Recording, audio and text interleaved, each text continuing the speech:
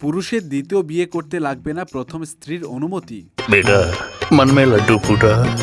তবে হাইকোর্টের এমন রায় নিয়ে তো এখন সোশ্যাল মিডিয়া পুরো তোলপাড় এবং অনেকেই করছে এই বিষয় নিয়ে সমালোচনা। তবে বেশিরভাগ ক্ষেত্রেই এই সম্পূর্ণ বিষয়টাকে মিসলিড করা হচ্ছে বলে অনেকেই দাবি করছে।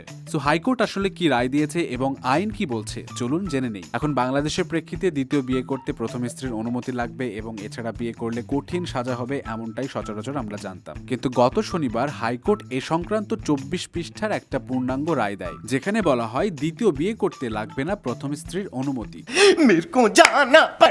ওয়েট, এত লাফালাফি করার কিছু নাই বস, কারণ প্রথম স্ত্রীর অনুমতি না লাগলেও লাগবে আরবিট্রেশন কাউন্সিল বা সালিশ পরিষদের লিখিত অনুমতি। এখন প্রশ্ন হলো এই আরবিট্রেশন কাউন্সিলই বা কি, আর কেউ যদি কাউন্সিলের অনুমতিপত্র না নেয় তাহলে কি তার কোনো সাজা হবে? ওয়েল, আরবিট্রেশন কাউন্সিল হলো এমন একটি নিরপেক্ষ প্যানেল যারা মূলত বিবাহ বিচ্ছেদ নিয়ে কাজ করে এবং আমাদের এলাকায় ইউনিয়ন পরিষদ, পৌরসভা বা সিটি কর্পোরেশনের অফিসে চেয়ারম্যান অথবা মেয়র দ্বারাই পরিচালিত হয় এবং দ্বিতীয় বিয়ের অনুমতির জন্য দরখাস্ত ও নির্ধারিত ফি সহ চেয়ারম্যানের নিকট একটা আবেদন করতে হবে, যেখানে বর্তমান স্ত্রী বা স্ত্রীদের সম্মতি নেওয়া হয়েছে কিনা সেটা উল্লেখ থাকতে হবে এবং সেই দরখাস্ত গ্রহণের পর চেয়ারম্যান আবেদনকারীকে বর্তমান স্ত্রী এবং স্ত্রীদের প্রত্যেককে একজন করে প্রতিনিধি মনোনয়ন করতে বলবে। তারপর কাউন্সিল সেই পুরুষের আর্থিক অবস্থা ও প্রস্তাবিত কারণগুলোকে বিবেচনা করে অনুমতিপত্র দেবে। কিন্তু যদি কেউ এই অনুমতিপত্র ছাড়া আবার বিয়ে করে তবে তার জন্য 1 বছরের কারাদণ্ড